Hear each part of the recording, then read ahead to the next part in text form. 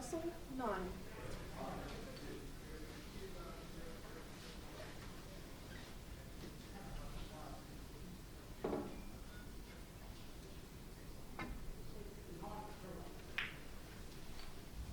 Three.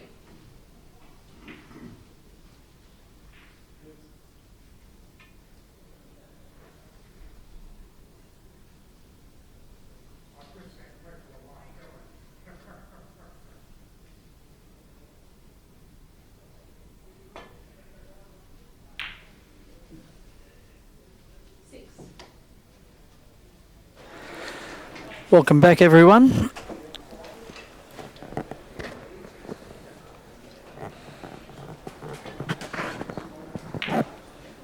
Peter Tankard here, and I'm joined in commentary by the great Steve Mifsud. Yes, hello everyone. Hello Peter. Watching perhaps the most established superstar of billiards against the brightest up-and-comer.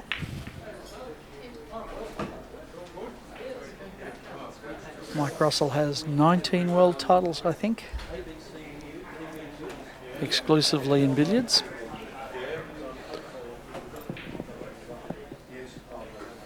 Pankaj Advani, I think, claims a higher number, but he includes team events and snooker events as well. So in terms of purely billiards events, Mike Russell's the undisputed king.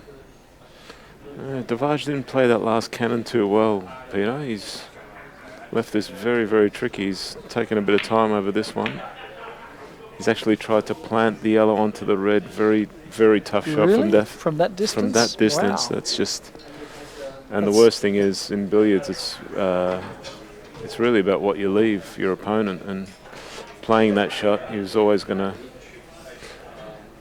leave the balls fairly nice for Mike, so you'd expect Mike to get the balls to top in this sort of a position quite efficiently. How many shots from here do you think, Steve? Oh, Have a guess. I would say maximum 3 or 4 shots for Mike here. Maybe less. Really? Maybe less.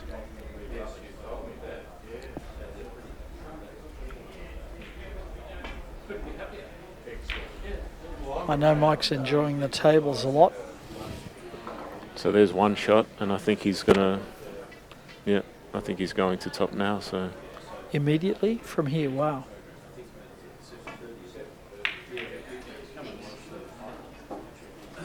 Yep. he's- A little more work to do to get it tied in behind the spot, but on the way.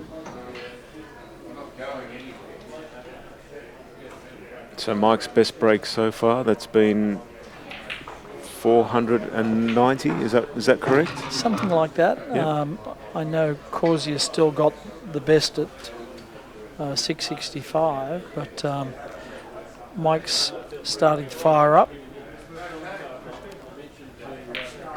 And Dhvaj Haria just made a 399.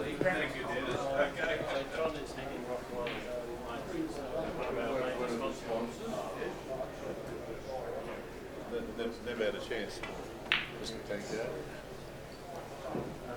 Sorry, too much noise.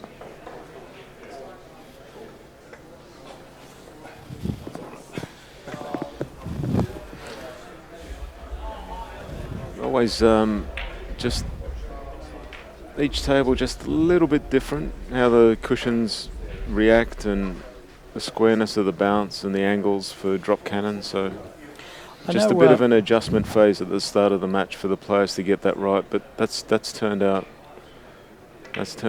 pretty good for Mike. So this I know is Mike has already played on this table. I'm not sure about Dhvaj, whether he's played on this or not, but it's getting very close to exactly where Mike, likes them to be. loves placing the balls, Stay there.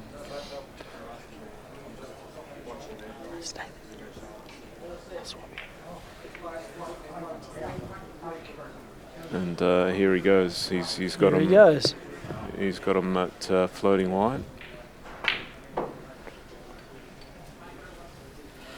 Now, I was talking to somebody in Ireland who asked me to make 2 observations about how Mike plays floating white. And he is the best certainly in our age that has played this form of the game. And they said observe how many times he actually comes in from behind and plays the recovery shot. Almost twice as often as he plays this direct cannon coming in from above. So he's actually knocking it back up towards the spot more often than he's knocking it down away from the spot. Okay. And the other thing they observed, although it wasn't the case in this instance, is that he almost never leaves a straight pot. It's always a 3/4 ball red pot. So he can get to almost anywhere he wants. Hours and hours of practice, solo practice, I would imagine, over the years. Well, obviously started at a very young age, and absolute master of floating white. Yep. And he'll just skim off the white here, leaving it in line with the red spot, and Now come up high. yep, just got to get nice and high with this one. It's just beautiful control. So is this a thin chip or a run through? No, run through with check. A little bit of drag as well. That's what. See that that cue ball just seemed to. Yeah. This table seems Yeah. to be springing a bit more off the cushion. I don't know why that is. Compared to the other tables, it just seems to be springing off the cushion a little bit more.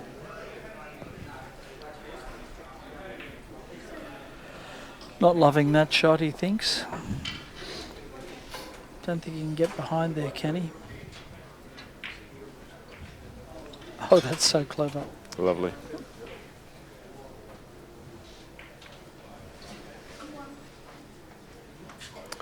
That wasn't the best. That was, he sort of left the red behind there. He's got to play this with a heap of side to.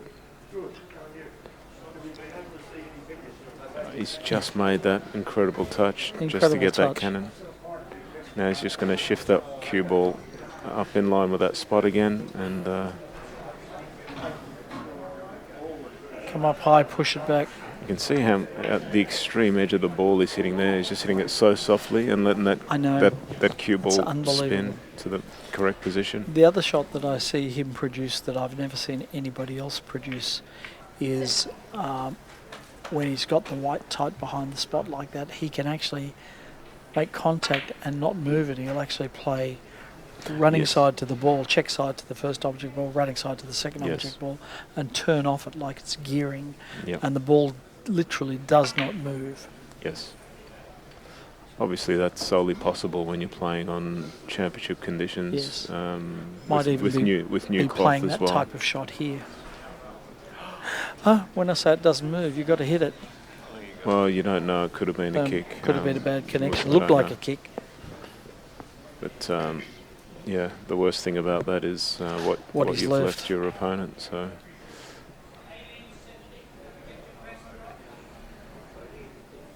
Yeah, that'll be disappointing for Mike, because that's exactly what you He had want to him- do at this level, is Well- get in and make a big one straight away. Look, So, I think it must have been a kick because he doesn't miss that.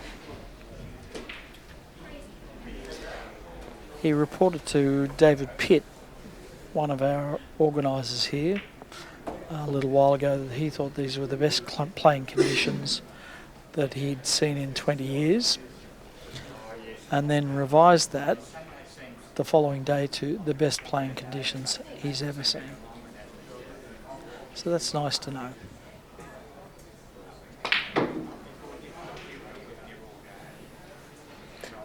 well, they are, Pete. They're just fantastic conditions, and there's absolutely no excuse, really. Like there's little differences between the tables, but they're very consistent, and you know, there's no excuse. The tables are just running beautifully. So.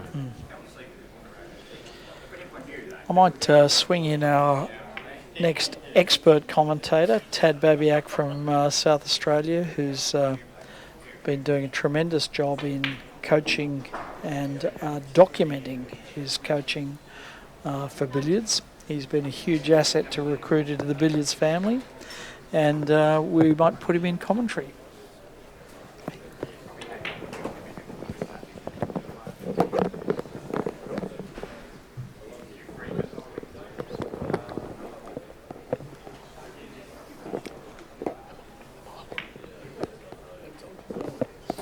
Thanks very much, Peter. Thanks for the kind words. I don't think they deserve, but never mind. Well, we have an absolute feast of intriguing billiards.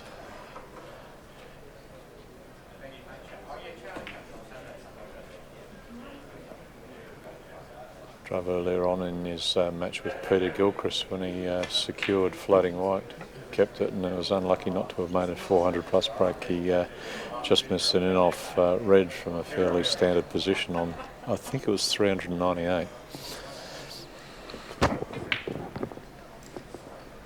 So this is what we want to see, both players at this end of the table and getting into their groove early into the game. Obviously, this is the warm-up event for the World Championship, only an hour and a half match, so it's just a matter of who will strike the first blow, really, and knock up a big break. I'm sure it's going to come in this match from hopefully from both of the guys, but yeah, like I said before, crucial to get off to a good start in an hour and a half match. So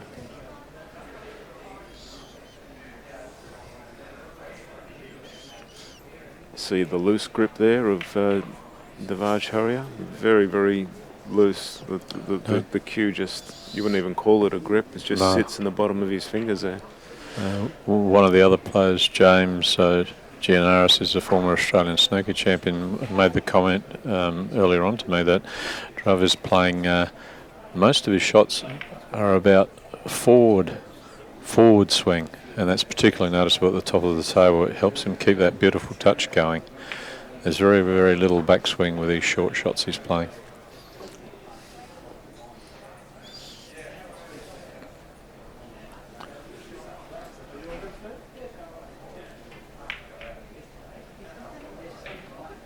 He's placed the white beautifully back beyond the spot.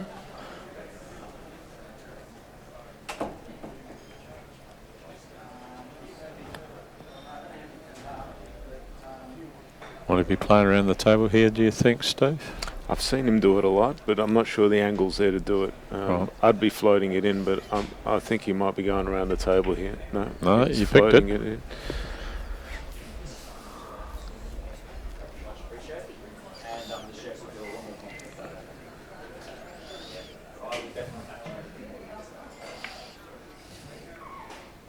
Look at that, that's a beautiful little cannon. Wow. If that red spot, so yeah. I think I'm not sure that was intended to be. Yeah, really? it was dangerous, definitely. Yeah, it must spot. It does spot, so he's in great shape now.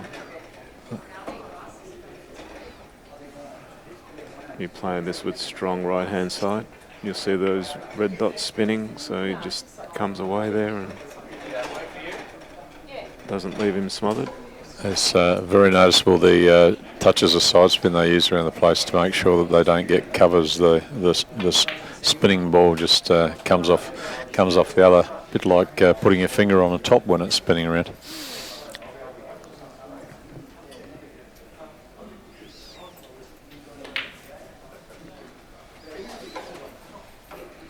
Just a very smooth, very relaxed player.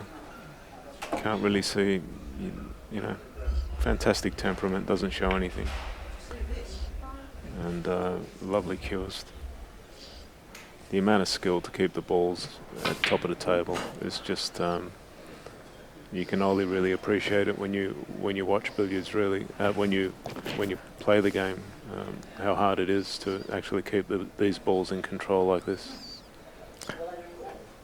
In some ways, that's been one of the difficulties for billiards in terms of attracting television audiences, etc. It's very, very easy to look at this and see it as a series of just repetitive strokes, and it's anything but that. The skill level here is just unbelievable.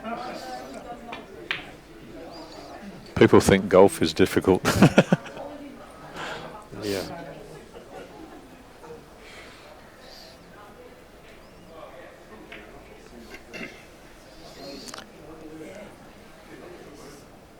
It's fantastic that we've managed to secure a world title for Australia this year. It's often difficult for Australian players and audiences to get an opportunity to see some of the best players in the world playing at this game. There are a few hotbeds of billiards in Australia. South Australia up until recently hasn't been one of them, but we are growing the game there. We're very fortunate to have very good facilities at Snooker SA, and we have a patron in a bloke called Chris Wignoy who's really looked after us, and Billiards is making a resurgence there. But the standard of players is very high in places like Victoria, New South Wales and Western Australia predominantly.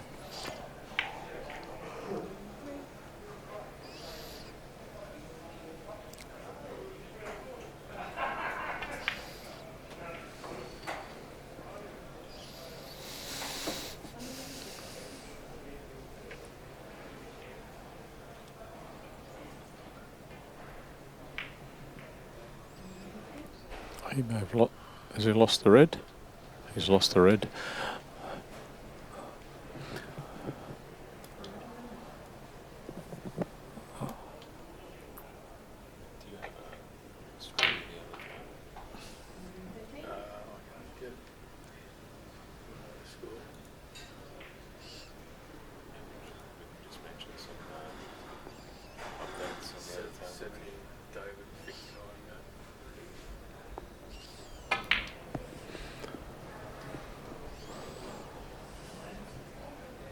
So he's just played that strong enough, perfect pace to just leave that red outside of the balk area, and yep,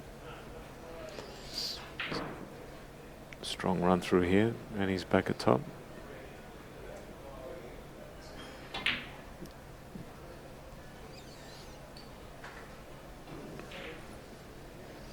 So he's got the option here, Tad. He could get this full ball, leave postman's knock, or try and get it a bit thinner, and I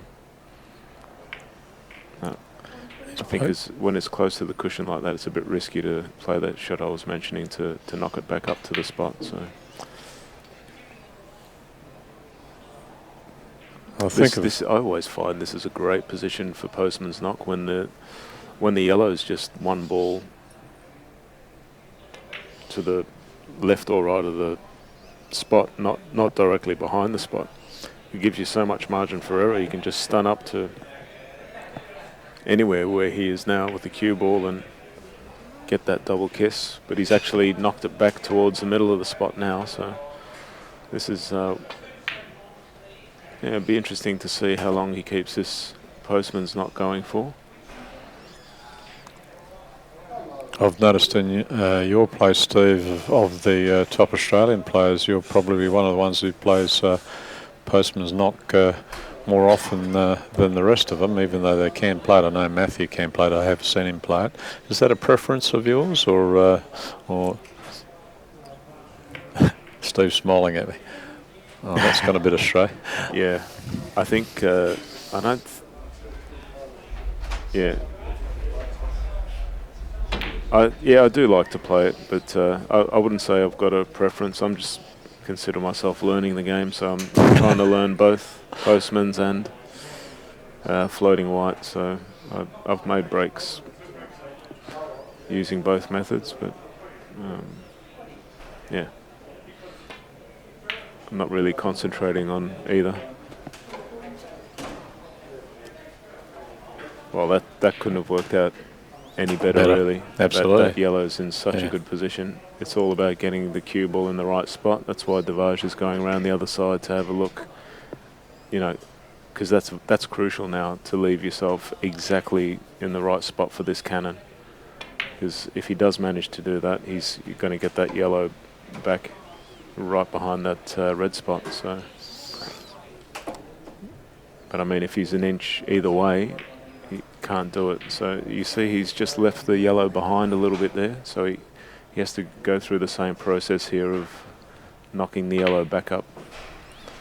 And you think you'll screw back to the cushion to get back into position, or do you think you'll come off the top cushion to get into position in this situation?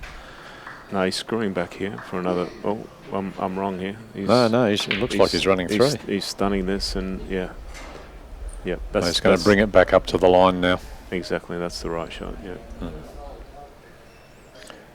And again, this comes down to top of the table. It's not just the individual shots, it's patterns of play that these guys are just so very, very good at. And it's so easy to come very quickly undone in this style of play if you, firstly, don't know the patterns of play, and secondly, even if you know them, playing them is a whole different ball game. That takes a very high level of skill. See that? I think he's got a slight bounce off the cushion here, and that's gone a little bit too far, but I think he can correct it with side. I'm not sure if the yellow is going to go behind the spot. See, he's got to go through the process again because of that. Yep. He was half an inch out of position. Absolutely. That's all it takes. So he hasn't got him exactly where he wants him, but he's still working towards that. So knock that yellow back up. It's interesting that playing the yellow in the whole box area and knocking it back up to the line running parallel to the top cushion through the billiard spot was a method that was more favoured by the English players, notably Jack Carnham used to coach in that format, as did Norm Dagley.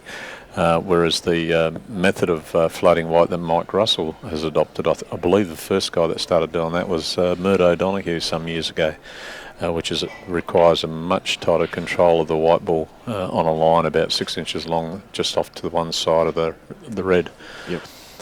And that requires phenomenal touch and control, and Mike's an absolute master at it.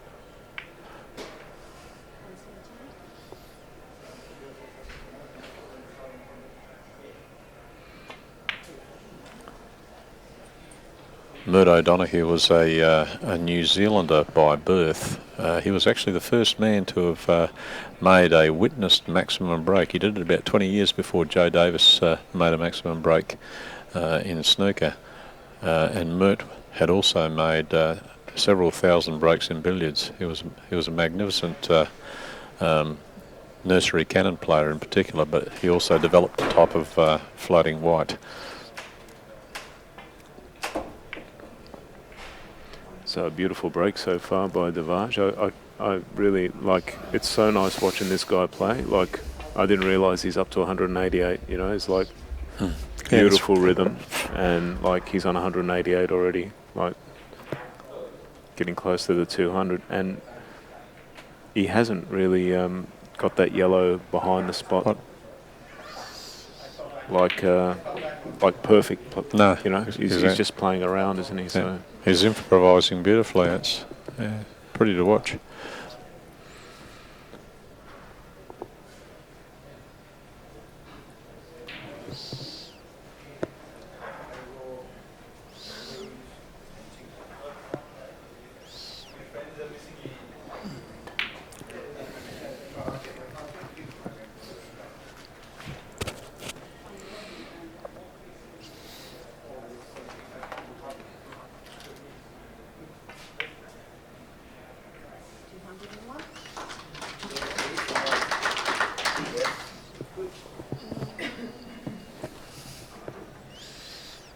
I think he's left himself a bit short. He may have to.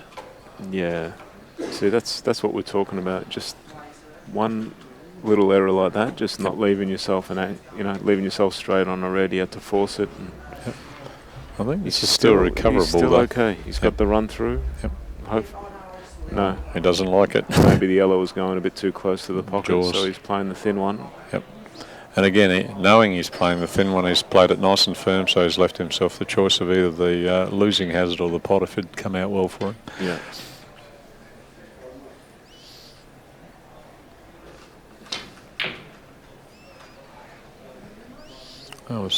The ball seemed to be a little bit wide there for just a hazard for a drop cannon, so he's had to play it in and out of balk.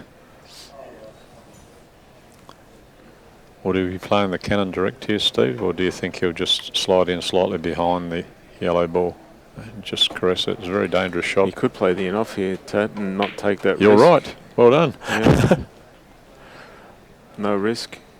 Oh, you know, perfect. there's always a chance the table can roll off playing yeah. that shot. You catch the cannon a bit thin, and Yeah, absolutely. this way there was no risk really.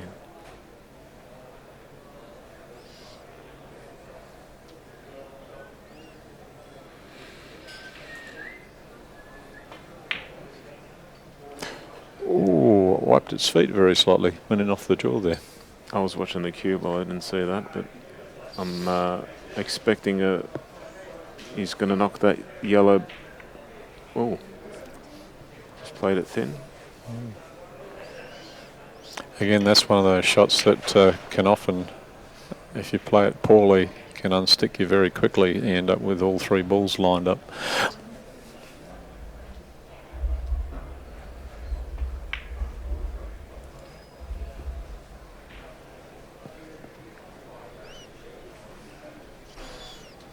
And again, you pause for a moment and he's up to 223 points already and no end in sight.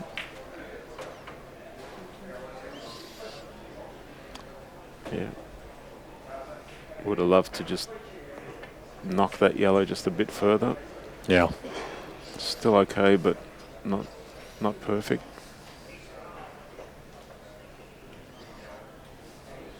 You can see the side he's putting on the ball there to make that angle.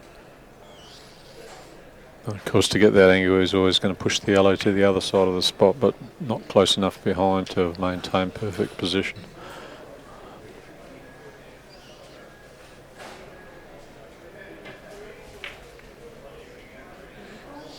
And there he's using the jaws of the pocket to try to maintain control of the red.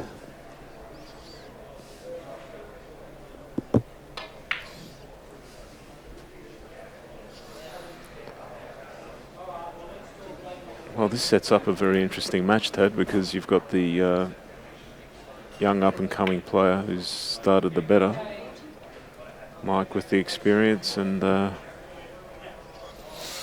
sure he's going to hit back hard when he gets his opportunity, but it's shaping up nicely.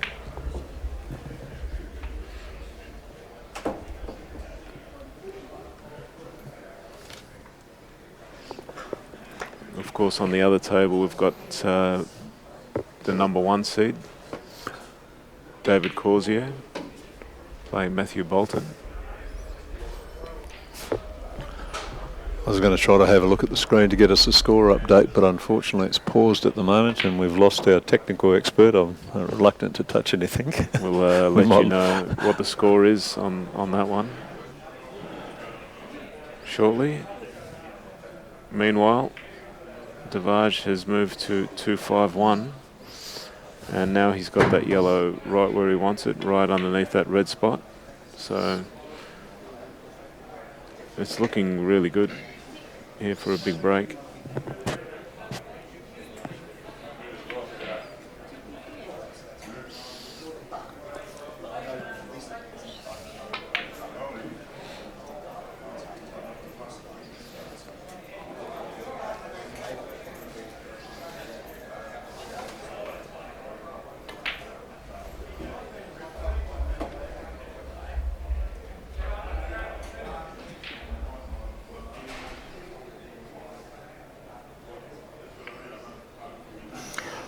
He's dropped it short. I cannot believe that. That's both players have made the same mistake, or they've both got a kick. I'm not sure, but that did not touch. No, definitely not.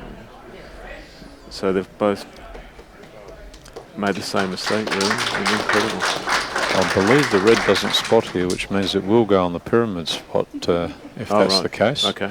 So Yep. Mike will have to probably play the red off the pyramid spot until he can get a small cannon to move the white from. Oh, he's done it already. Look at that. Yeah.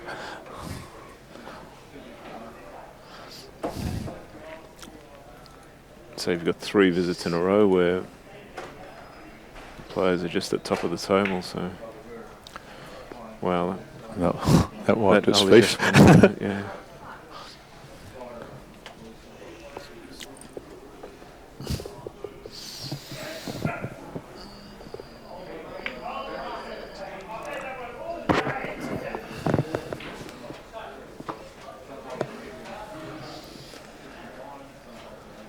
And the Mike's managed to push it back into perfect position. He'll be bringing the white back towards the spot with a little tiny cannon.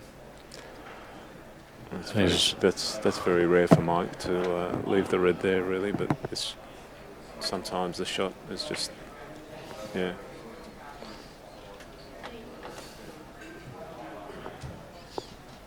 Not a problem, obviously. Just in off here. Leave the red for a pot into the middle.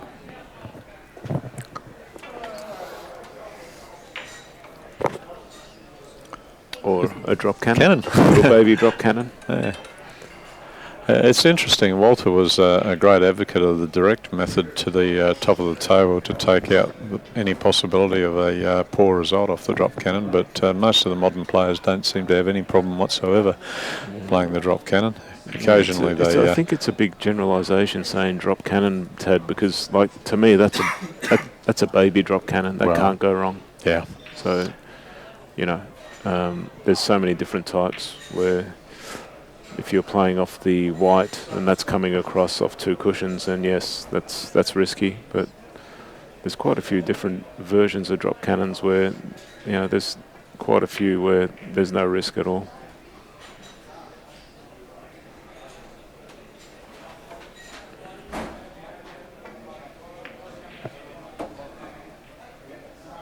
Heaps of check to stay low on the pot. I don't think it'll take long. I don't think we'll see Mike playing postman's knock for very long. That first opportunity, that yellow. Okay. So on the other table, we have a progress score with Dave Corsier 180 to 80. Matthew Bolton 80. So I would imagine there's been a bit of cat and mouse on that table because it wouldn't have been as free-flowing as this one. But that's how billiards goes sometimes. The balls can run unkindly or players can be playing good safety and there's not that many openings, but certainly hasn't been the case here. No, definitely not. Just a top-of-the-table exhibition from both players. So Mike's proven me wrong here. He's quite happy to play some postman's knock, which is good to see. There aren't too many players who really keep the balls at top these days, Ted. Most of them are floating white players. Yeah.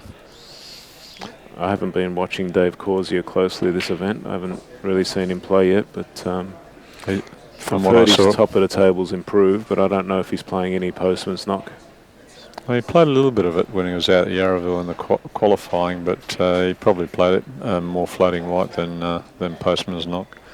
Dave seems to be the exception. He's quite happy to revert to open play or a loose form of top of the table. He's very entertaining to watch in a lot of ways. He appeals to the amateurs that aren't as skilled in top of the table because his game superficially seems to resemble theirs. Of course, he's so much better at it, it's just not fun. Great to see his billiards improving, Dave. I mean, he was always, I think he's got a smother here, Mike. Yep, he's going to have to play this masse. Shouldn't be a problem. Yep. That's where he's got the white up. Yep. Now, does he get another little drop cannon after this, or That's what he's done. He seems to leave the balls in this position a lot. I've seen him play this shot set them up for this many times. So just how the player sees it, and that's the beautiful thing about billiards, that every player's got a different style, different pattern of play, and there's no right or wrong if it's successful and you're scoring and making big breaks. Well, it'd be a shame if it all became stereotyped, wouldn't it? I mean, that's part of the attraction of the game. There's so many different ways of playing. And just a wow. I was going to say that's a beautiful shot, but that just kept rolling. We've got that extra roll, and I think he's got nothing here. It's going to be. And that's how quickly a break can end. Just. Oh, has he got the pot? Has he got the pot? It might. Wow. He might have. I'm not sure. There you go. Yeah, he has got the pot. He's played it with a lot of side spin to leave himself you'd imagine he'd have to play the cannon here.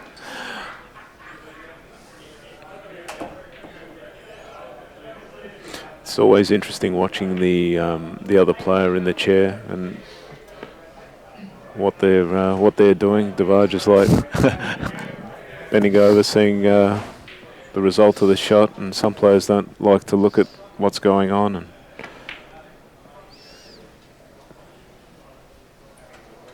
it's interesting how historically over the years, with the changes that have been brought into the rules to stop repetitive scoring method, we're now in a situation where, to some extent, the popularity of top of the table has come about because of the limitations on both nursery cannons, spot stroke and hazard play. It's the most efficient and best way to score the most amount of points in the shortest amount of time.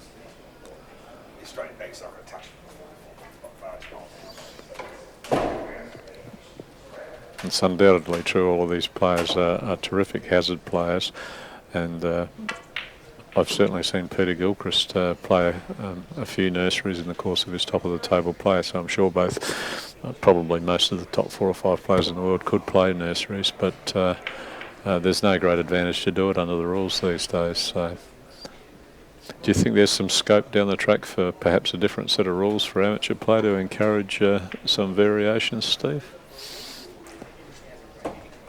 yeah,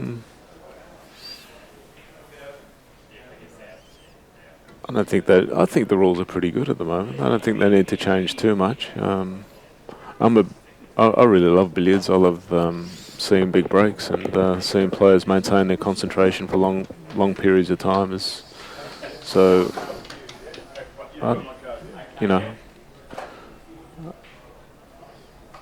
I don't mind seeing tournaments like this without the balkline rule, so you can really see them see if they can build, big breaks. And I agree. I mean, the balkline rule in some respects was really only brought about to curtail repetitive play, especially with regards to nursery cannons during the Walter Lindrum era, but also to put a curve to the top of the table. But in some respects, the irony is that it's actually, if you're a hazard striker, it's quite difficult to comply to the balkline rule. yes, yep. Ooh. Mike's caught that a little bit too thick. He was trying to catch it on the right-hand side. But Well, not a problem though. He's got a lovely enough here, just a trace of left-hand side to widen the angle of the red to make the in-off and set it up for the middle. So in-off into the middle, leaving the red over the middle pocket for the pot and back down to top of the table. There you go. he's played the cannon, and you notice he's played it lovely as well. I thought he was trying to come underneath the white, so he left himself a better pot on the red, but the double kiss slightly put a stop to it. He's not happy with that one. Left himself short on the red, so on the table. Yes, cue ball going in and out of balk. Played to perfection. Yeah, it's brilliant.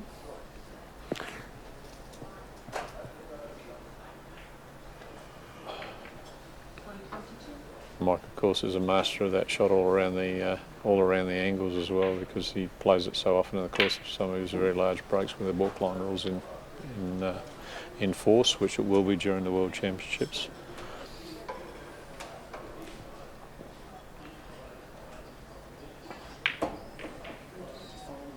Mike's up to 127 at the moment.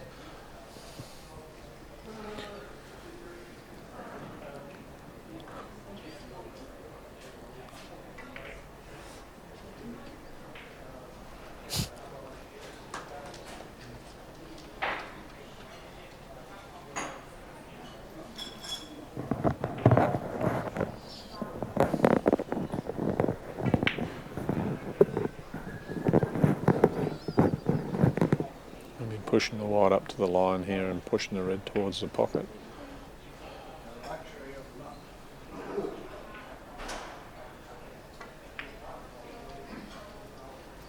And I imagine he'll be screwing back to the left-hand side of the table to leave himself a little angle for a mini cannon off the white to red to bring the white back towards behind the spot.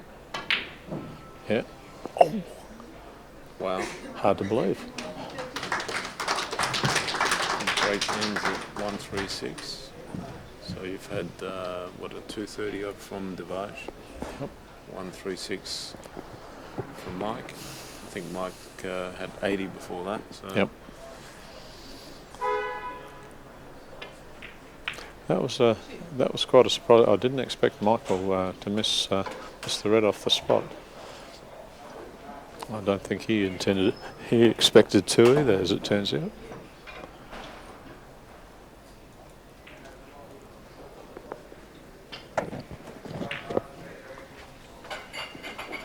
So we have a break in the pattern, Ted. Although Mike's still left the balls in a very workable position, he hasn't left them at perfect top for Dhvaj. So we'll see how Dhvaj goes about working the balls back into that position. Looks like he's left himself on the line, or tried to leave himself on the line. He's a little bit low at the moment. He was trying to get in hand fairly early in the piece. He still managed to do so and left the small cannon.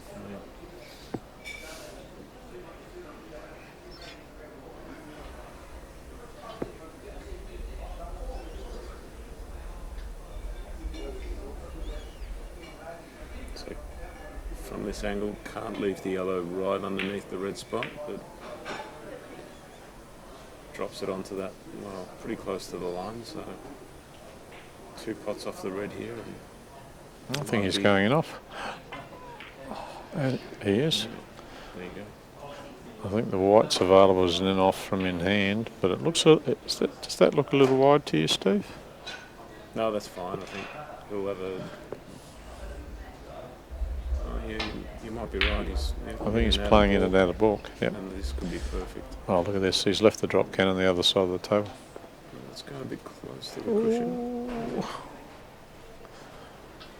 Can he get that with side okay. spin? Yeah, still okay. And we're putting a lot of running side on this to widen the throw and bunch them all together at the top again. And that is pretty good.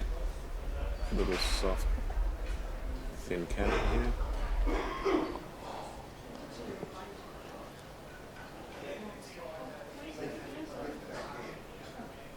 That's interesting. You run through? Just run through for another Cross enough, loser? Yeah, that's what he's done. He's played the cross loser. Again, very safe way to play the 3-6-9 back down to the top after the pot red, hopefully. If not, he may have to play a hazard or two just to get in either pot red or drop cannon position.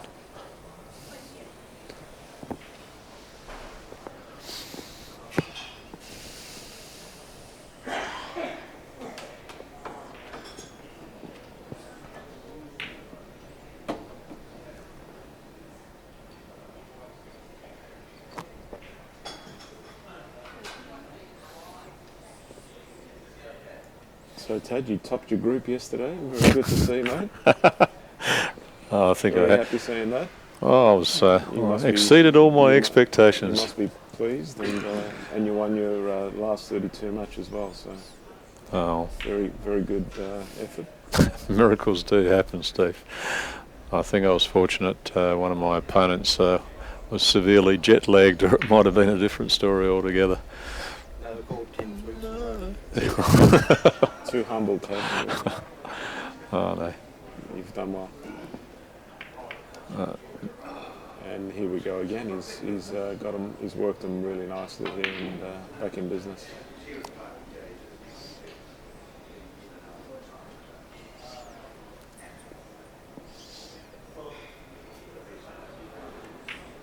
That's a magnificent Alcock's Duke of Edinburgh table that you're looking there. A very rare Tasmanian timber it's made of.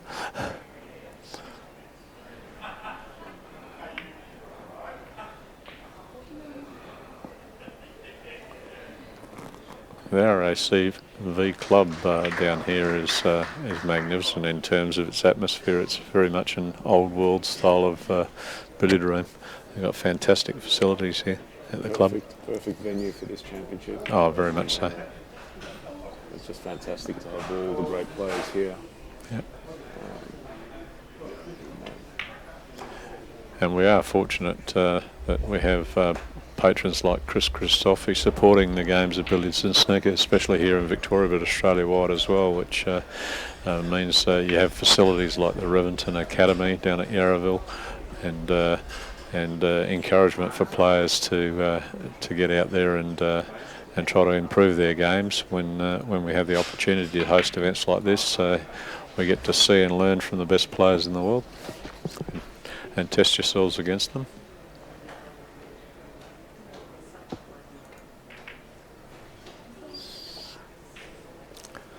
And are you still commuting for the snooker championships, Steve?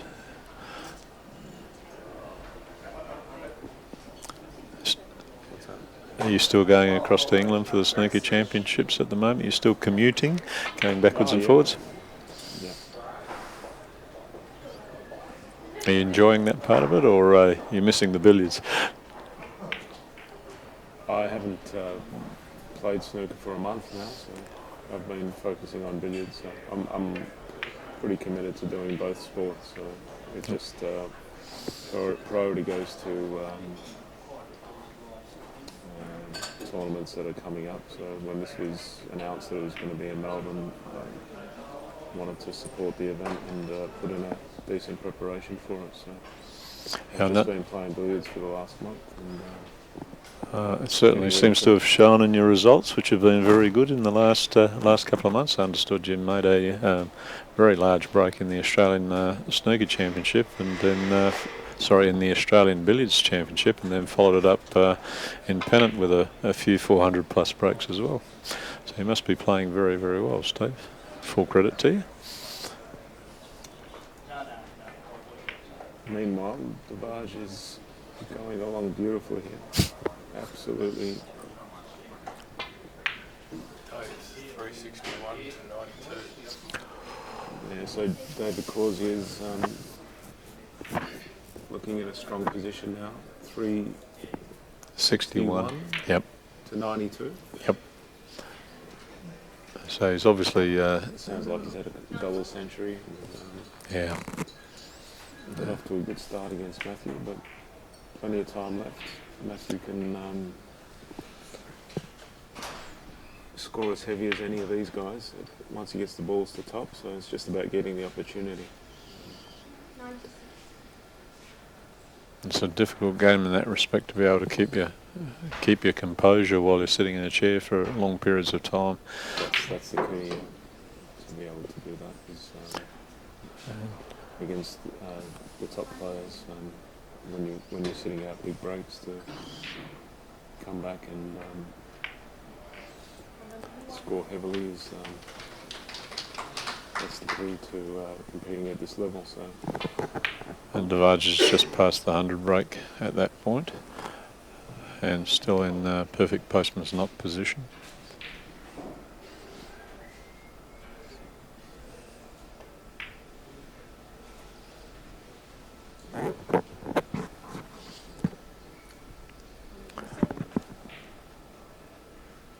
Great vision from Cue Ball TV. Thank you very much, Dan Lynch, for all your support of billiards and snooker, and Paul, of course. And again, playing with a lot of check side. This sort of setup for billiards for many years. So this is fantastic.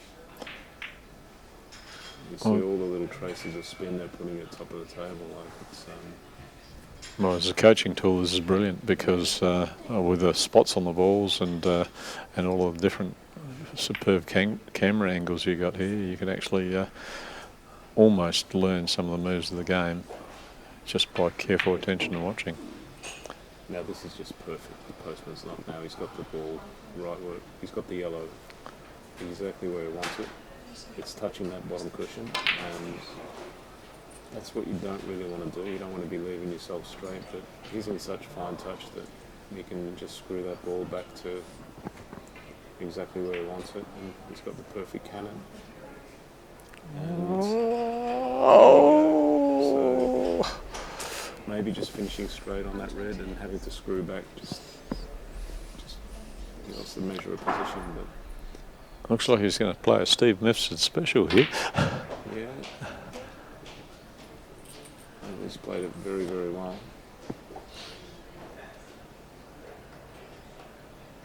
Obviously he wanted to get full ball contact on the yellow there, and he would have been still in postman's lock position, but this is tricky.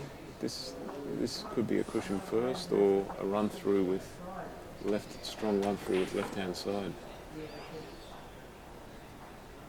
Just making that yellow go underneath the red. Got the collision, you never know where that's going to end up, and that's awkward now. That's really awkward. How close together are they, do you think, Steve? Can he play cushion first here? Could be on, but very risky. I think he's playing two cushions here. Yep. And again, how quickly it goes wrong from perfect postman's knock position to... Oh, that's nice. He's okay now. Yeah. A couple of nice little cannons here, and obviously with a cushion first cannon to start. No, he's played it direct. Wow. Is it touching? Well, if he wants it to be touching. But it's not. You have to play a masse here. He's elevating the cue. I think that was the wrong choice from Dhvaj not going cushion first. It couldn't have gone wrong. He's played that little tiny soft masse and never swung wide enough. And the trend continues. Continues. Just leaving each other in plumb positions. For all the people watching this, and there's a nice little crowd watching this in the pit table, it's going to be a treat for them if they carry on like this. It is indeed. It's Not putting the red. I think you'll have to, surely. Or perhaps a screw cannon in pot. I'm not sure what he's playing here. Nice. Well, you're right. Yeah, he's screwing back straight for the cannon. Yep. So he's going to try to improve the position of the white ball with his first shot at it. There you see a nice shot of the crowd there. Quite a few watching. So. I think he got that wide throw there. He was up very quickly. Yeah. I was a bit surprised by that. Screw cannon. This could work out well, or you don't know really. Like Yeah, sometimes they clatter into each other and ruin everything. just But like that. He's still okay here. He's got a thin cannon off the cushion with strong left-hand side. he'll be bunching them together, hopefully, just near the top cushion. Or maybe two cushions. He might be going two cushions here. I think he has done. You're right. You've picked it, Steve. Even though it's a bit away from the cushion, it's likely to play a double kiss cannon, do you think, or just direct? Yeah. He's played it direct.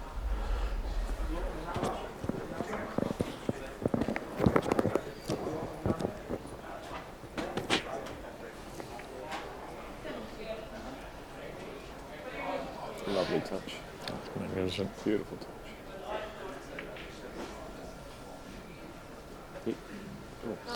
Wiped its feet. The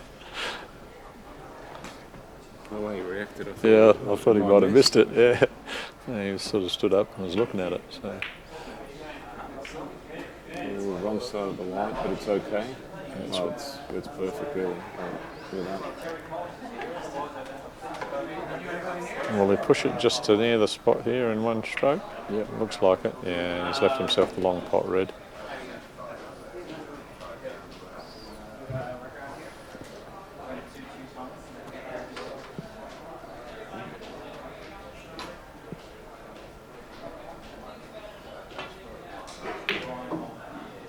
Mike's usually very reliable with his long pots when he's recovering top of the table, so you wouldn't expect him to miss anything as straightforward as that.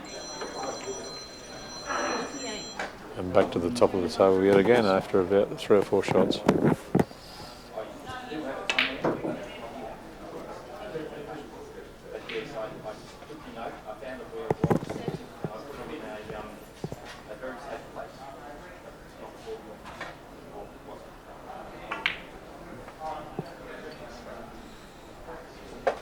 So the break goes to 34, but within a couple of shots, Mike will have these right where he wants them, and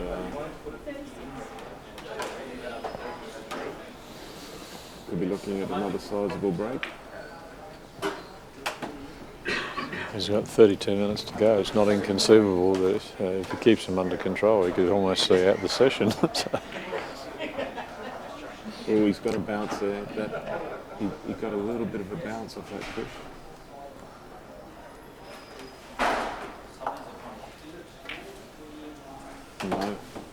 No. Yeah, so very careful not to play a push shot there. He's left it short. Commentators have cursed there. So within a couple of shots, he'll have a perfect top. He's got them all lined up here at the moment, so he's still got a number of choices, but it'll be interesting to see how he tackles this. Screwing off the red. That's what he's done, absolutely. And the white's just inside the scoring zone, I think, for a long loser.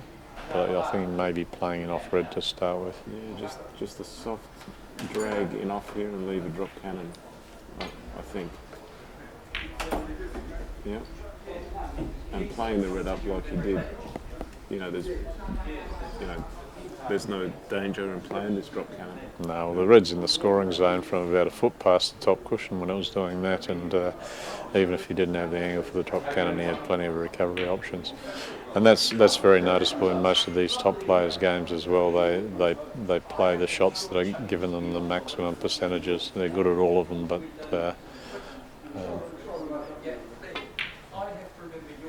they seldom play risky or dangerous shots when there's certain options that will achieve what they want in 2 or 3 shots rather than something dangerous in one. And again, the white's in position behind the spot. He's left the red in a position for the pot and top of the table.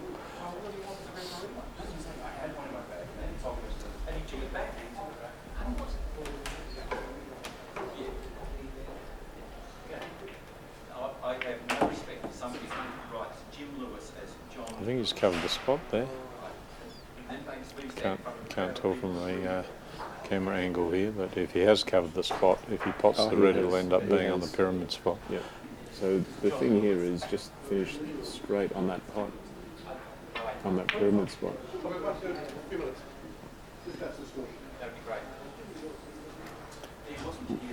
So he's high now, so his option is to pot the red or play with check side and get the cushion first cannon. No, he's potted it. Potted it and tried to land straight. If he lands straight, it's just perfect. Yeah. I think he can certainly work with that. Yeah. So it's lovely control to judge that too. And he's played a little gentle cannon here to clear the spot while leaving himself the pot, and he's back in perfect position for top of the table. So Dhvaj has a wonderful opportunity here now to really deliver a telling blow in this match and put together a nice break. I think there won't be enough time. If you can make a 300 break here, that's the end of the game.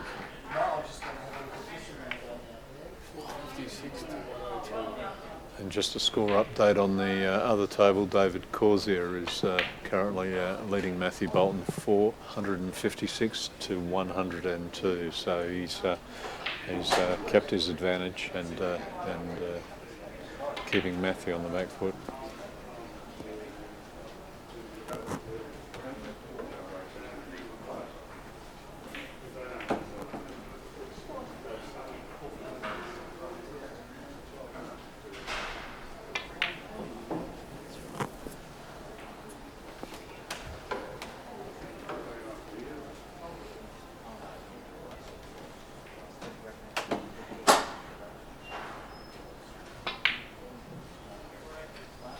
It was very straight there, so he's played a very soft screw to keep the balls close together to give him more options for the soft cannon here.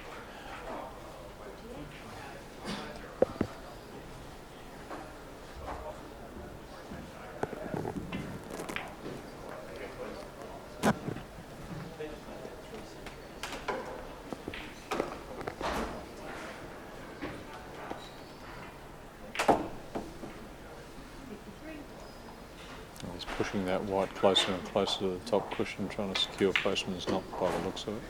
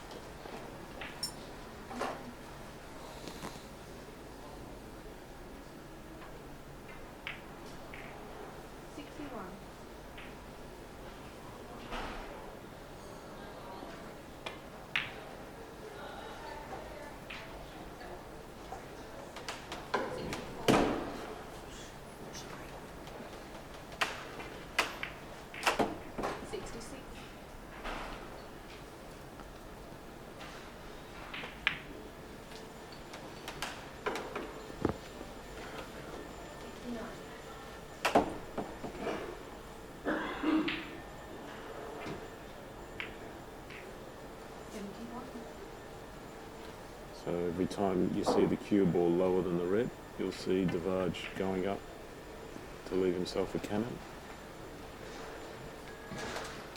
Really, when you're playing postmans, it's probably ideal to leave the cue ball higher than the red every time. Like he's done on this occasion, you can put a lot of check on this and get an extra pot. He's left himself pretty much on the parallel line now, just slightly above it, so it's a fairly straightforward pot, a little stun run through to leave himself high on the red.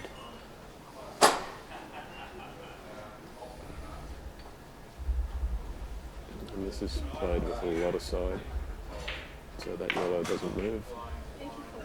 It's the check side that leaves it there. Now he's high on the red again.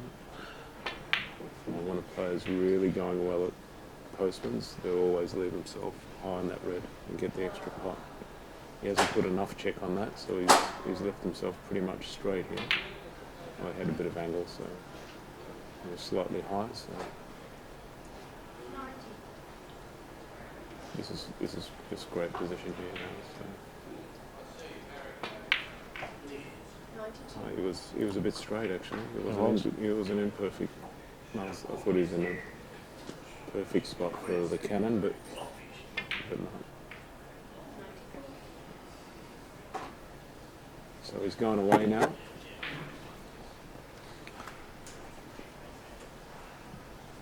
Back into open play.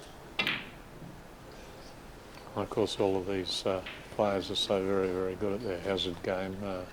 Open play is not a problem to them, and he'd expect to, within 4 or 5 strokes, to be a bit back down towards the top end of the table. And depending on how he feels, he may even push the white behind the spot at this time while playing a cannon, but it depends on the contact on the red. He'll have to be very precise with that to leave himself a pot red if he's going to do that. No, he's taking a safer option. Yes, but I don't think he's played it very well, Ted. No. The run through is not on because that yellow's going into the jaw of the middle, so he's playing a thin enough here with a tracer check side. Doesn't like it. Can he still get through this too? I think he's got the thin, super fine enough here. He's played the run through. There you go. There you go. Just avoided the kiss on the way back. And he'll want to put the white I'm just looking at the red. The red's in position. There's 6 shots, a very, very large possibility. I mean, it doesn't matter because he's got the white as a backup, but the problem is if it isn't a 6 shot, it often gets tangled up in the jaws. So That's what happened there. So this isn't ideal, really. I think that yellow is sort of, it's not going into a good position. He's It's lost just it. going in. He's lost it. It's That didn't look good, that cannon. And, No. a few shot, I think he'll just play off the forcing in off here and send the red into balk. Yep. And just keep control of the game now. He's absolutely. he's Mind you, that's sort not of- an ideal position. Well, it depends where he leaves the white here. He would leave it in balk, but he'll be attempting to leave himself in a position where he's got a losing hazard off the red. So a nice 110. And I think He's- Dhvaj has left it reasonably well for a losing hazard, I think. And Mike may have to disturb these.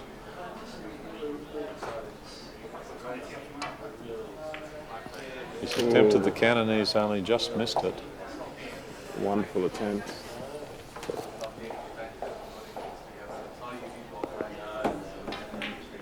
So 520 to 264. And that was an excellent example to amateur players of how to go about a double balk. You don't play an aimless double balk that just leaves the balls in balk. He left them in an attacking and commanding position and forced Mike to have a go. And as a result, because he failed to get that cannon, Dhvaj now has access to both the balls.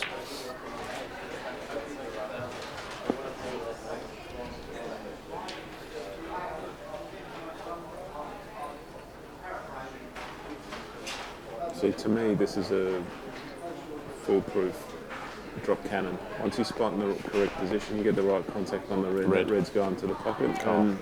Yellow's behind the spot, so there's no danger really. Absolutely. I mean, he hasn't played it ideally, but still he's in very strong position here. So Well, very much there's so. just drop cannons everywhere, all over the table, and some of them are just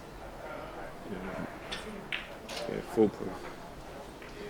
As long as he keeps the 2 balls in front of him, he's always got a cannon to recover off of anyway.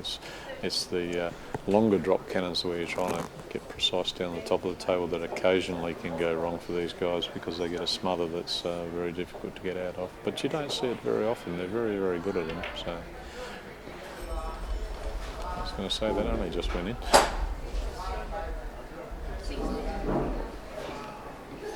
I thought he's got himself into a bit of trouble here, not just playing the pot. He played the 5 shot there. Yeah. And if he had just played the pot, He's lost it again. if he had played the pot, he would have had cannon and he would have been going to top. But It's very, very seldom that the 5 shot is the shot in billiards. It often gets you into trouble more than anything else.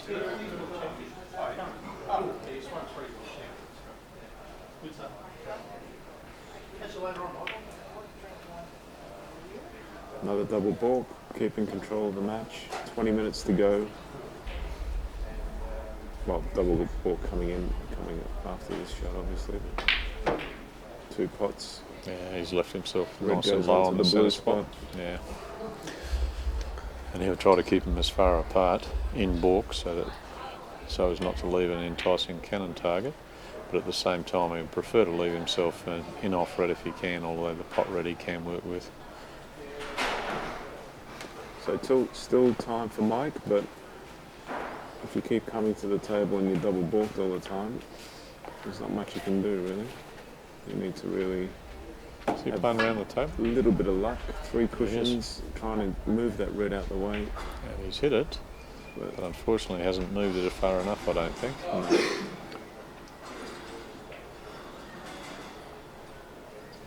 I think he's left the in off red as well. Yeah, that's the thing. Like once you do it, it's a bit more. Yeah, and it's good.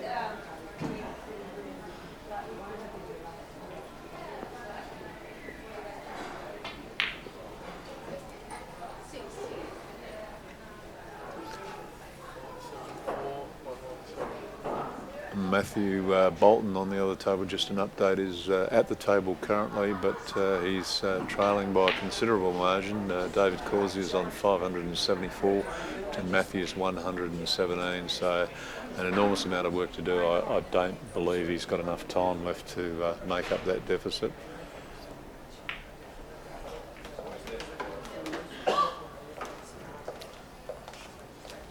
And meanwhile, So, unless we see something extraordinary in these last 18 minutes, it's looking like Dhvaj Haria v David Causey in the final, which, well, there you go. and just Commentators first. and well, it was a difficult shot. He played a small cannon to try to leave himself another cannon, but smothered it and failed at the quite difficult in off that he'd left himself in the middle pocket. So. As always, when things are going awkward for you, like there's only 3 balls on the table. Mike's hampered here with his queuing, trying to pot this red. Which he's managed. Now, has he left himself the angle to get him off the white? It's just overhit that. It's just, That's really, awkward. it was the right shot. It was the right shot to play, because if he lands perfect for that enough, he's away. Can he run through this, Steve, without the double kiss getting in the way? He's trying to. That's what he's trying. Oh, look at that. That's magnificent. That is magnificent. Wow. Well, here we go. If he nails this loser, leaves the drop cannon. Now these are the tricky drop cannons. I mean, Yeah. they can go wrong, but Under normal probably circumstances, not, he's probably trying. not for Mike. He's a master of this shot, so he'll get the right contact on that red. 3/4. Oh. No, he's hit the wrong side, but He's still got a shot. pretty good, Ted. That's pretty good. Yeah. That's ideal, really. Maybe he played to hit that side of the red. Well, someone was telling me that Robbie Folvari often hits that side of the red because he thinks there's less chance of a smother or something. I'm not sure about that. All the pros I've seen play are trying to hit the inside and direct a red in the direction of the pocket to avoid the possibility of a smother. Has that obscured the spot, do you think, Steve? It's a bit hard to say. Well, no, shortly. It's not a problem. Like, he goes up for the pink pot, he finishes straight on that. Well, I think the way he's played it, it's on the spot, and he has an opportunity here. The opportunity is there, so Yep. he needs to score fast, but he'll have to get his roller skates on to get there. But Certainly well and truly capable. as you can see, he knows that, and he's. Oh, goodness, he's got a kick. He's got another kick. And not only that, he's obscured the spot. Has he got an off left off the white? Looks like he may have.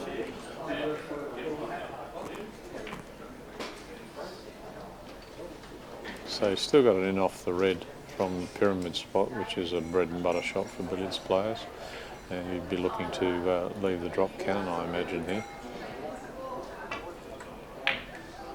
Well, he's played that. He's with played the a potter. lot. No, he hasn't. No. He's played it with a lot of side to get that angle in the pink spot. A lot of left-hand side. It changes the angle of the object ball. But just left it short. Drop cannon. And that's no good. Is there enough room between them? Can he play That a was cannon unlucky. off the cushion? It is unlucky. That's how he played it, cushion first, and just needed that red to just avoid the white. Very unlucky with that kiss. He's playing a masso. That's a tough masso. That is. Yeah, he's really good hit this. So sweet to get this masso. That's always a very, very tough shot.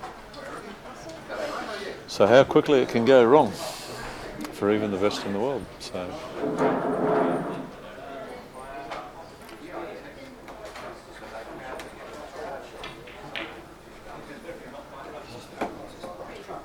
$15 minutes to play and a 260-point deficit with Dhvaj at the table. Yeah, so just some nice open play from Dhvaj. just some half ball losers, wind that clock down a little, stay at the table, and he's through to the final of the World Open at the RACV Club. I think he'll play quite a few losers off the red. If he thinks he needs to bring the white into play, he'll probably attempt to do it, even though it's in position for a short Jenny. His preference would be to use a cannon to get it into play.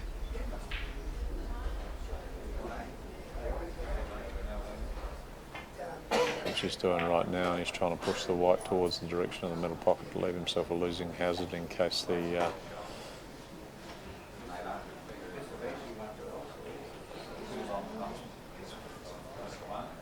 that's not a terrific result though.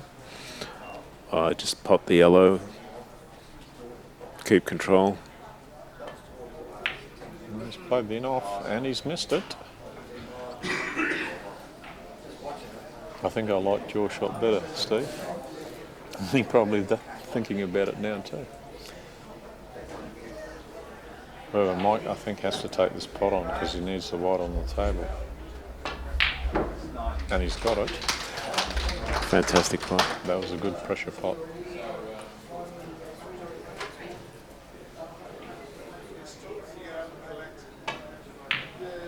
So I think 271 point deficit. I don't know that he can do that in 12 minutes, but well, he'd have to go into Dave Corsia mode to do that. yeah. So it is possible, but he's sort of got to really get him to top and just, yeah.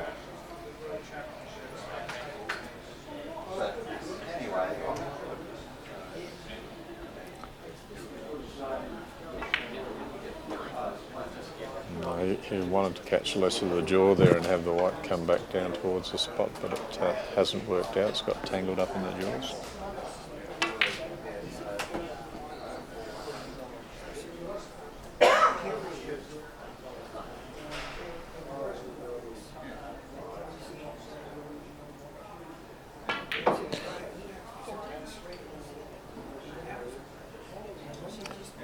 Left the white in the scoring zone. If he doesn't have the option of a drop cannon, he'll play a long loser and try to manoeuvre the white ball into a drop cannon position.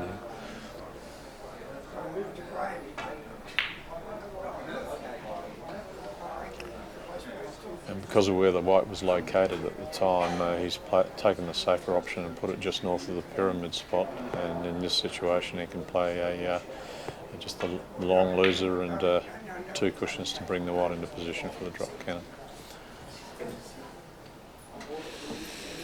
A little bit short, so could be cushion first here. I'm pretty sure it is cushion first. I think that's what he's done, definitely.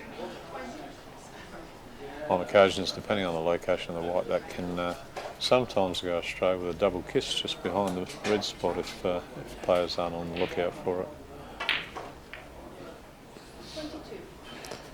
Screw cannon gathering shot.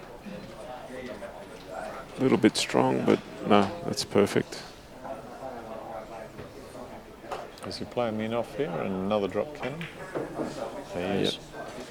Yep. Probably because the white has strayed a little bit too far from the spot.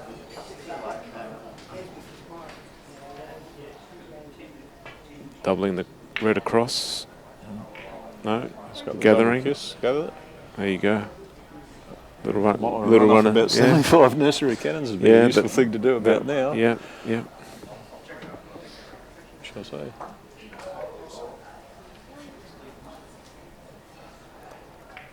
Yeah, just jamming him in the pocket, Mike. Is he working his way towards the jam, surely? I know one bloke could do that. He's going to turn the corner here, bring it back the other way. No, he's going in off red. No, he's done it. He's turned the corner and he's come back the other way. Oh, this is wonderful to watch. However, oh, he's screwing it off here. The cannon's not on. that's dangerous. Oh goodness.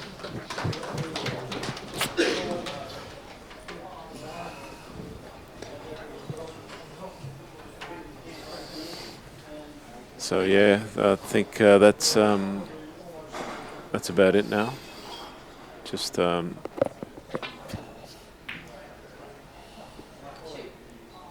lap of glory for Dhvaj here.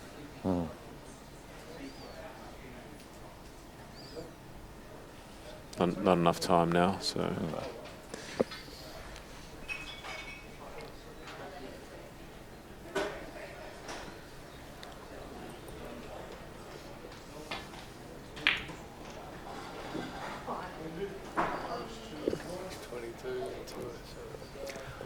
And just a score update on the other table, David Corsia with about 8 minutes to play is leading 622 to 207 to Matthew Bolton. So I think that is all over definitely on the other table.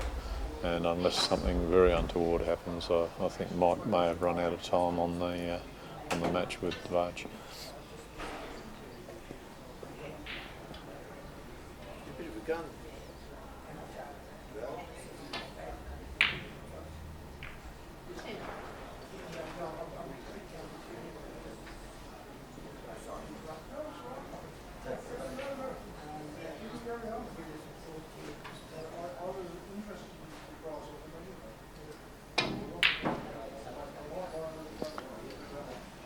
It's a nice stun pot to leave himself a middle cross loser.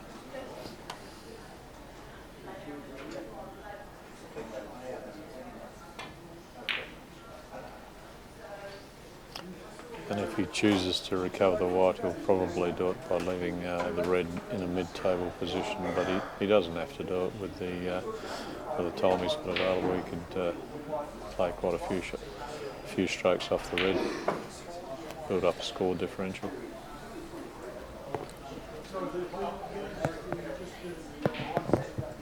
Might see a stun pot here for another middle cross loser. It's a bit hard to tell. No, he's just rolled through.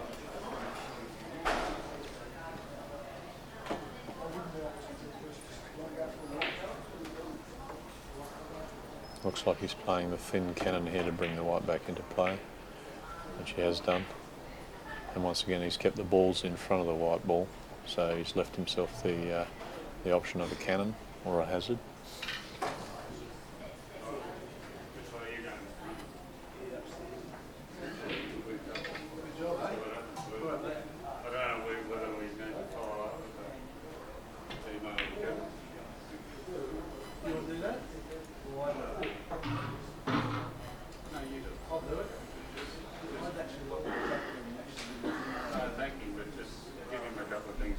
He's left himself a little bit hampered for the pot red, and I'm not sure that the in-off white is on.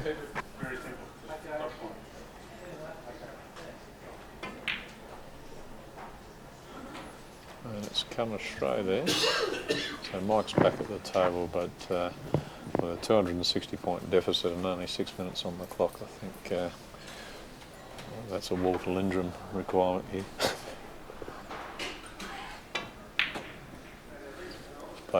Attempted a 2-cushion cannon.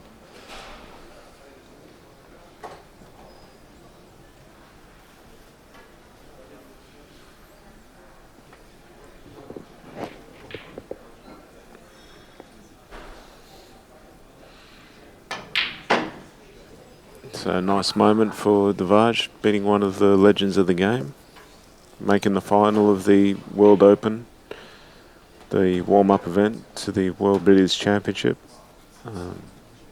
getting maximum table time under tournament conditions. Yes, it should hold in very good stead for the rest of the week. He's lost the white ball again.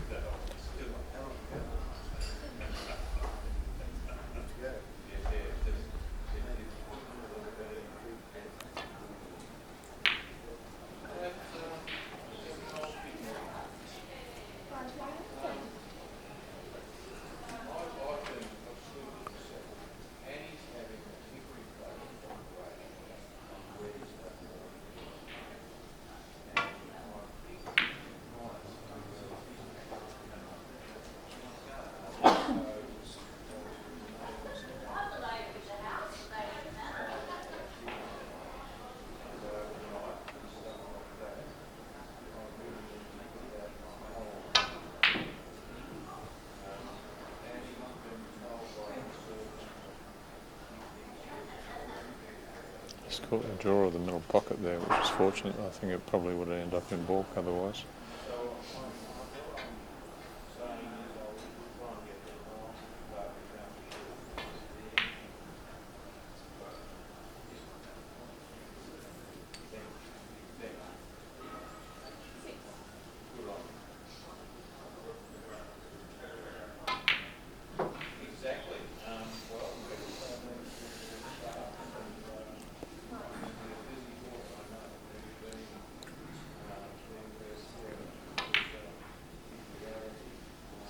Kim Arvette taking charge of this semi-final. She's done a fantastic job. Hasn't put a foot wrong.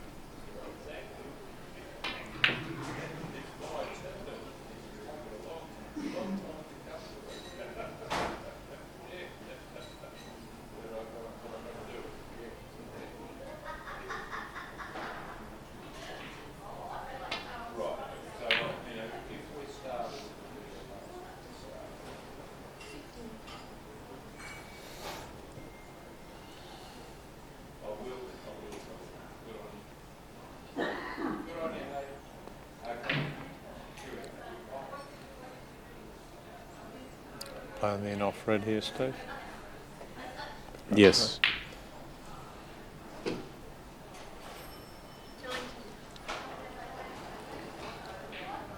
That white ball's not particularly well placed. It's in grand long loser territory, which means he'll probably manoeuvre the red at some stage to improve it in what little time left.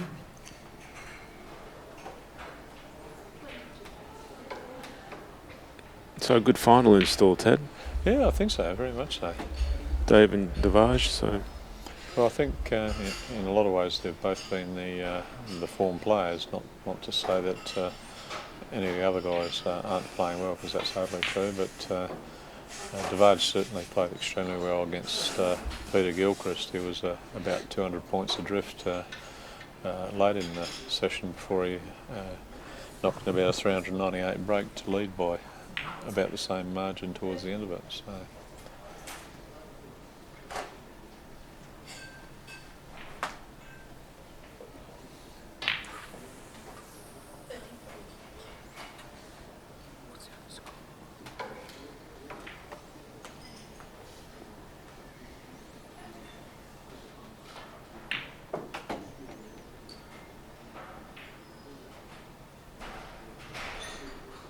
And that final starts at 6 o'clock. Yep, 6 o'clock. So if anyone's out there who fancies coming down to the RACV club to have a look live, 6 o'clock start. It's a fairly short match, 1 hour and a half. So still a few tickets available if you wanted to come down and have a look.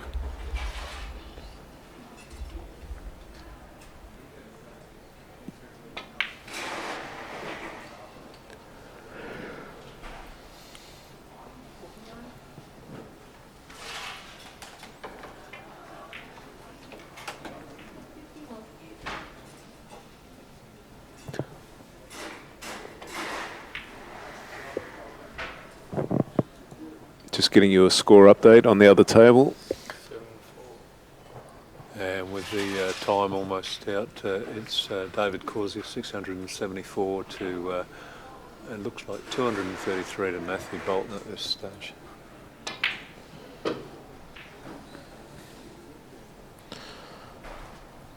Just Down to the last seconds. last few seconds, yeah.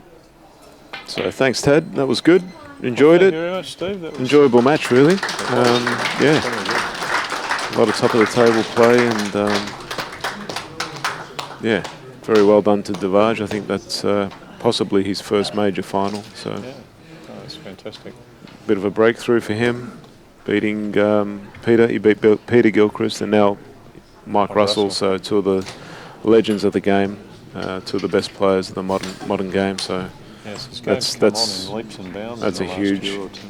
Yeah, and now he's taking on the current, form player as form player, of this event definitely, and in the previous few World Championships, Dave Corsi has been pretty dominant. So Can he do The triple. all right? Thank you very much. Thanks, Steve. See you later. Pleasure. Bye. Thank you, Dan.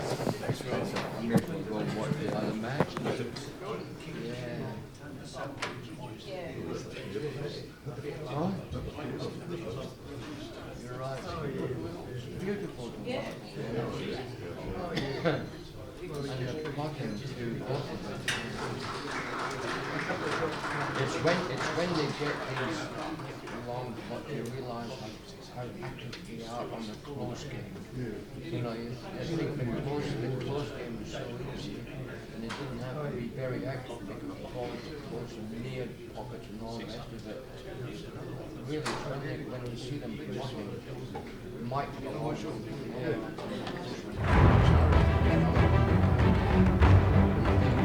that's the decision.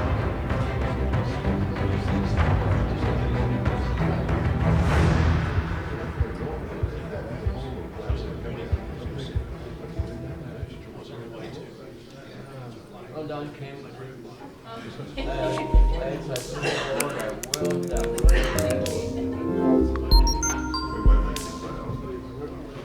No. Sorry, that was a snooker. Yeah. I think my mind temporarily went back to snooker. I was like so annoyed with myself. I know. And the funny thing is, I think that the left peripheral vision, the red was still moving. And I'm thinking, it came out before I even realised.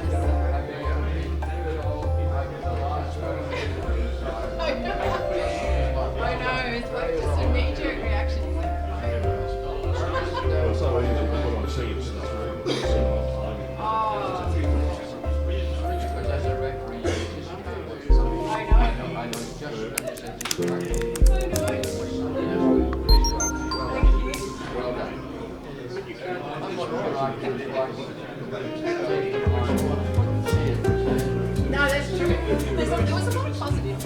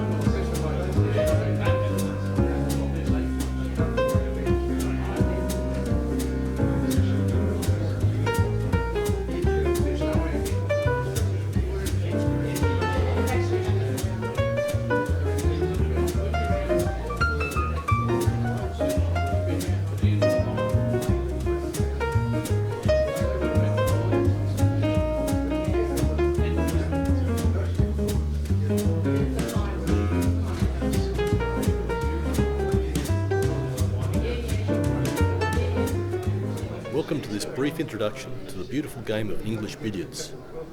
Billiards is a game played on a full-size 12-foot by 6-foot table. People might be familiar with this size table through watching snooker, but in fact the table was originally designed for billiards. Snooker only came somewhat later. Billiards is played with only 3 balls, 2 cue balls, one white with spots, the other yellow with spots, and a red ball. Each player is allocated a cue ball at the beginning and continues to play with that ball throughout the game. Determining who takes which ball is done by stringing for break. Closest to the balk end cushion gets the choice of order and cue ball colour.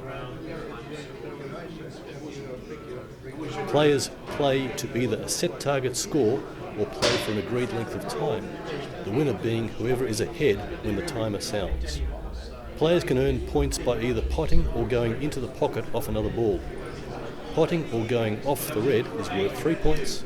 Potting or going off your opponent's ball is worth 2 points. If the red is pocketed, it comes back up onto the billiard spot, or black spot in snooker.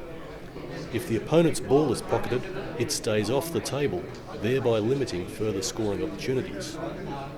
If the player's cue ball enters the pocket with an in-off or loser, they are said to be in hand, and can place the cue ball anywhere in the D for their next shot.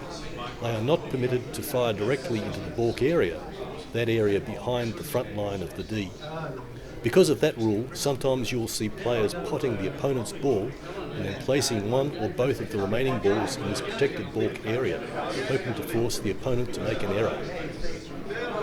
The final method of scoring is to make contact between your cue ball and the other two balls, called a cannon, which is worth 2 points. It is also permitted to make multiple scores in a single shot. For instance, potting the red and scoring a cannon at the same time. With so many different ways to score points, billiards is a very creative game where individual shot preferences and individual strengths make for many varieties in the patterns of play. But having said that, there are quite a few tried and tested patterns of play that can yield consistently higher scores, and the players who know and master those patterns will dominate those with less precision or knowledge. Most players use a knowledge of half-ball angles, the so-called natural path of the cue ball after contact with another ball. Here are some common half-ball positions. Middle pocket loser, cross loser, long loser, short Jenny, long Jenny. The heaviest scoring zone is at the top end of the table. That's because it is where the red is replaced after it is pocketed. At the top of the table, the balls can be kept under close control with the opponent's ball between the billiard spot and the top cushion. The cushion effectively traps the opponent's ball and allows for sequences of cannons and red pots.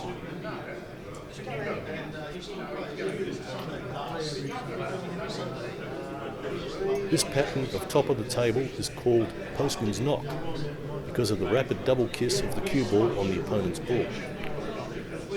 Another pattern of play at top of the table is called floating white. This is where the player uses his cue ball to keep the opponent's ball floating between the red and the top cushion. This requires minute and delicate control of all three balls. It is immensely tricky, and the slightest miscalculation of any of the three balls and position is lost.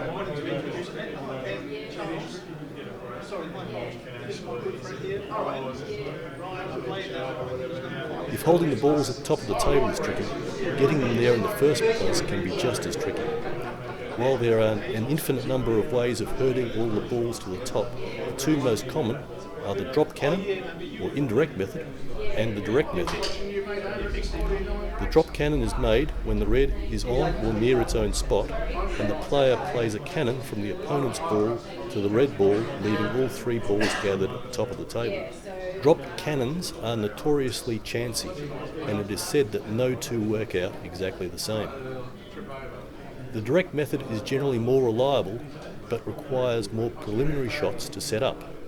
It looks like this: a mid-pocket in-off of the opponent's ball to push the ball behind the spot, followed by a red pot to get the red back onto the spot.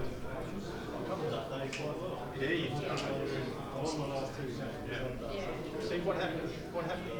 I fixed him up, and he said, bang! He said, "This little bastard." He woke him up. He's gone to everybody. We hope this very brief introduction adds to your enjoyment in watching and understanding the beautiful precision game of billiards.